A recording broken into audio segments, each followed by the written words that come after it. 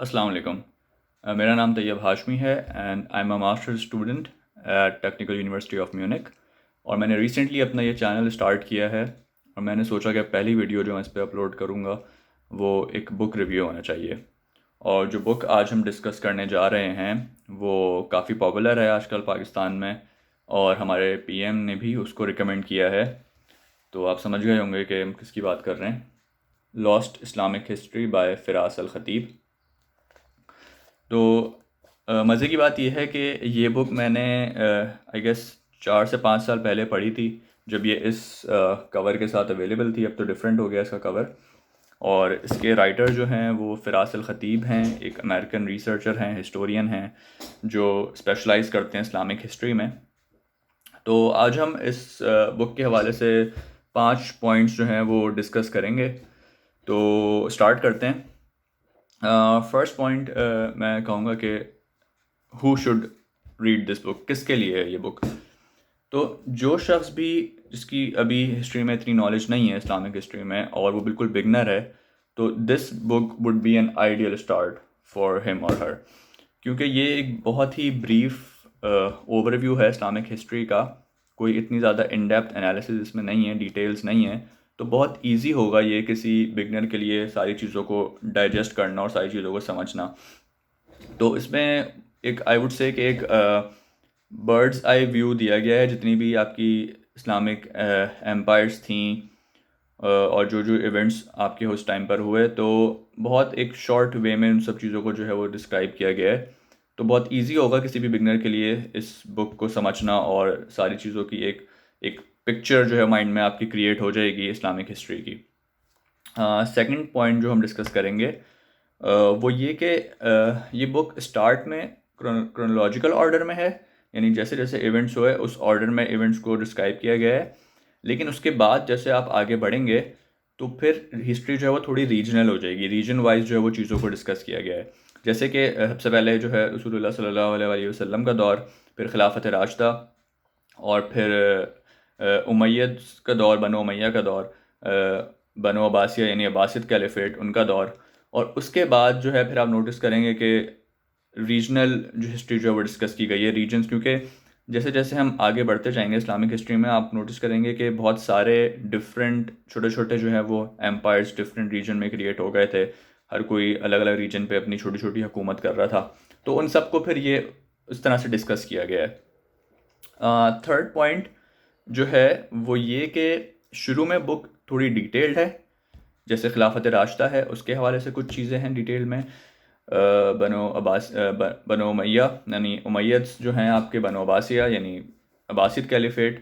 اس کی کافی ڈیٹیل ہے، لیکن اس کے بعد پھر بہت جو ہے وہ کنسائز وے میں چیزوں کو ڈسکس کیا گیا ہے۔ اتنی جیسے جیسے آپ بک میں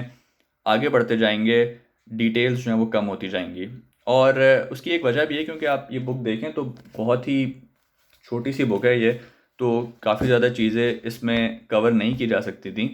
تو آئی وڈ سے دیٹ از ٹوٹلی جسٹیفائڈ، کیونکہ اس میں آپ کو ایک اوور ویو دینے کی کوشش کی گئی ہے، تو اس میں ضرورت نہیں ہے اتنی زیادہ ڈیٹیلز میں جانے کی، جتنی باتیں اس بک میں ہیں وہ کافی ہیں آپ کے لیے ایک اوور آل ہسٹری کو سمجھنے کے لیے، اسلامک ہسٹری کو سمجھنے کے لیے۔ فورتھ پوائنٹ جو کہ کافی امپورٹنٹ ہے اور کافی انٹرسٹنگ ہے، وہ یہ کہ میں دیکھ رہا ہوں لوگ اکثر کویشچن کرتے ہیں جب بھی وہ کوئی ہسٹری کی بک پڑھنے جا رہے ہوتے ہیں کہ کیا یہ ان بائسڈ ہے۔ اس بک کے حوالے سے بھی یہی کویشچن آ رہا ہے کہ ہمیں کوئی ان بائسڈ سورس بتائیں ہسٹری کی، یا یہ بک جو ہے وہ کہیں بائسڈ تو نہیں ہے۔ تو آئی وڈ سے میرا اپنا اوپینین ہے، یہ غلط بھی ہو سکتا ہے، کہ ہسٹری کبھی بھی ٹوٹلی ان بائسڈ نہیں ہو سکتی، کچھ نہ کچھ جو آپ کا نیریٹو ہے وہ ایک سائڈ پہ ہمیشہ کسی ایک سائڈ پہ جو ہے وہ لائے کر رہا ہوتا ہے، اور اس کا ایک ریزن ہے، کیونکہ ہسٹری دیکھیں، ماڈرن ہسٹری جو آج کل ہے نا، وہ صرف اٹس ناٹ جسٹ این